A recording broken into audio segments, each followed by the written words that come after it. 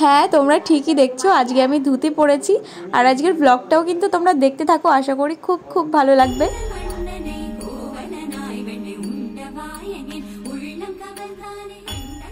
জয় জগন্নাথ, সবাইকে জানাচ্ছি উল্টো রথযাত্রার অনেক অনেক শুভেচ্ছা। কেমন আছো তোমরা সবাই? আশা করছি খুব খুব ভালো আছো, আমরাও কিন্তু অনেক ভালো আছি। দুপুরবেলা একটা ধুতি কিনতে চলে এসেছিলাম হরিপুর, আর মায়ের মিটিং ছিল, ওই জন্য মা এসছে। তারপরে বাড়ি গিয়ে কিন্তু একদম রেডি হয়ে নিয়েছি, দেখো খুব তাড়াতাড়ি রেডি হয়েছি। আর এটা হচ্ছে আমার ফুল লুক, দেখো কেমন লাগছে। জানি অনেকটা ইউনিক লাগছে, কিন্তু আমার বেশ ভালোই লাগছিল। আর হ্যাঁ, যারা যারা ছিল অনেকেই অনেক নেগেটিভ কমেন্টও করছিল, সেটা আমি বুঝতে পারছিলাম আমার দিকে তাকিয়ে। আবার অনেকের ভালোও লাগছিল, সে যাই হোক না কেন আমার নিজের ভালো লাগছিল, এটাই অনেক। এটা কোনো বাজে ড্রেস না যে পরা যাবে না বা কিছু। হ্যাঁ জানি ধুতি ছেলেরা পরে, মেয়েরা পরে না, তবুও ট্রাই করে দেখলাম। আর আমার ফ্রেন্ড লিস্টে যে বোন দিদি বা মেয়েরা আছো তারাও কিন্তু ট্রাই করে দেখতে পারো, বেশ ভালো লাগে। আর একটু পাঞ্জাবি টাইপের ছোট কুর্তিগুলো থাকে না, মানে শর্ট কুর্তি টাইপের, ওইগুলো পরলে কিন্তু উপরে আরও বেশি ভালো লাগবে। আমার কাছে ছিল না, ওই জন্য আমি পরিনি। তো দেখো এখানে কিন্তু রথ বের করার আগে প্রসাদ বিতরণ হচ্ছিল। তারপরে এই যে দেখো রথ বের করছে সবাই মিলে, খুব আনন্দ। আর এই যে তোজবাবুর মা আর তোজবাবু, দেখো তোজবাবু কিন্তু কোলে ছাড়া হাঁটতেই চায় না, এত গরম। আর দিদির কিন্তু কষ্ট হয়ে যায় তোজবাবুকে নিতে। আর আমাদের পাড়ার কয়েকটা বৌদি আছে, ওনারা তো দেখে অবাক হয়ে গেছে যে কি পড়েছি আমি। ওনাদের রিয়াকশনটা তোমরা একটু দেখো।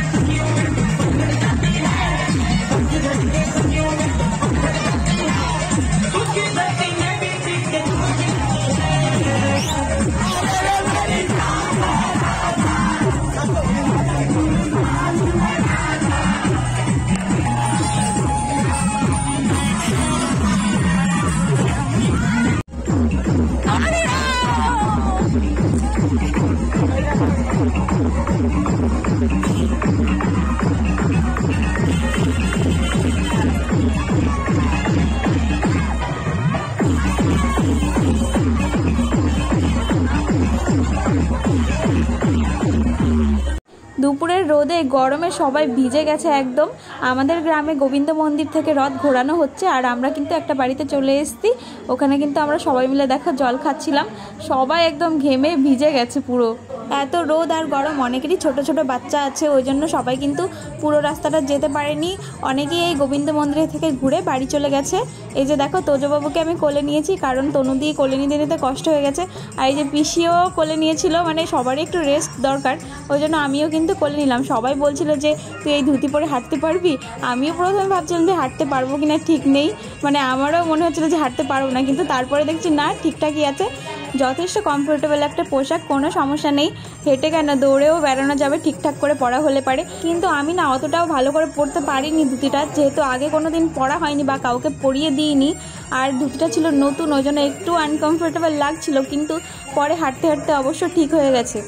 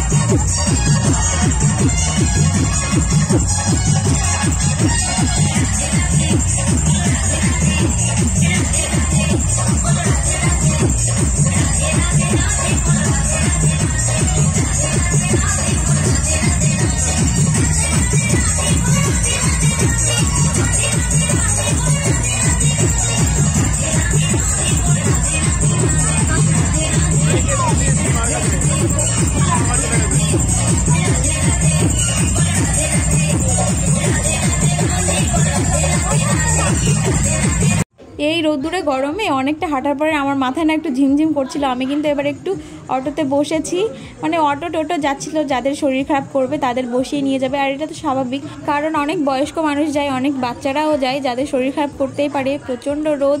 দেখো আমি তো অটোতে বসেছি, কিন্তু তৃষা আবার বলছে তোমার ফোনটা দাও একটু ভিডিও করে দিই। আর আমার জামার অবস্থা দেখেছো, ঘেমে পুরো ভিজে গেছে। তারপরে ওখানে জল খেতে গিয়ে আবার গলার কাছে একটু জল পড়েছে। আমি এইবার মিলিয়ে 3বার রথযাত্রায় গেলাম। প্রত্যেকবারই দেখলাম যে একটু আধটু বৃষ্টি হয়। জগন্নাথ দেব এত গরমের মধ্যে তাদের ভক্তদের নিয়ে যাবে আর একটু ঠান্ডা করবে না, মানে বৃষ্টি দেবে না, তাই কি কখনো হয়? তো এইবারও তার বিকল্প কিছু হয়নি, এবারও কিন্তু বৃষ্টি হয়েছে একটু।